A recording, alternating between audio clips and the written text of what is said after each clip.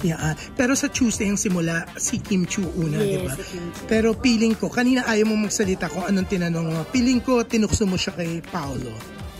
Well, hindi natin malalaman yan, Sergio. Pero kinikilig ka ba sa kanila? Kinikilig ako sa kanila. Kinikilig ko sa kanila. Anong feeling mo silang dalawa na? Wala naman ako masabi kay, pag tanongin namin si Mika, wala naman din siya masabi kay work pa, no? Baga parang, tinatanong niyo rin siya. niloloko lang namin kasi hindi naman namin din pwedeng tanongin. Oo, kasi madalas kayong ano eh, di ba? Pero ngayon sobrang busy. Babanding kayo eh. Kami na lang yung last time kasi busy siya eh. Sa trabaho wala nila. siya, absent nga siya.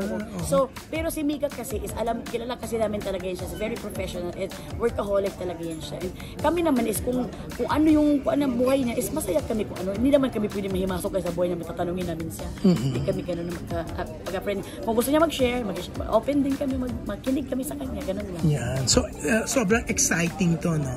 Pero hindi ka nag-iisip na baka maubos ang mga Bisaya sa showbiz? Maubusan ka ng guest? Yun nga, iba ka maubusan. Pero kasi, pagkatapos itong mga guest na mga celebrity, pwede naman tayong kumuha din ng mga influencer na mga Bisaya. Kasi ang daming... Tsaka yung mga kilala sa society, no? Yes, ang daming mga Bisaya kasi pwede sa mga politika or pwede bang mga sa ating mga society, yung mga negosyante, yung mga Bisaya na mga na-conquer talaga nila ang kuan nila ba ang like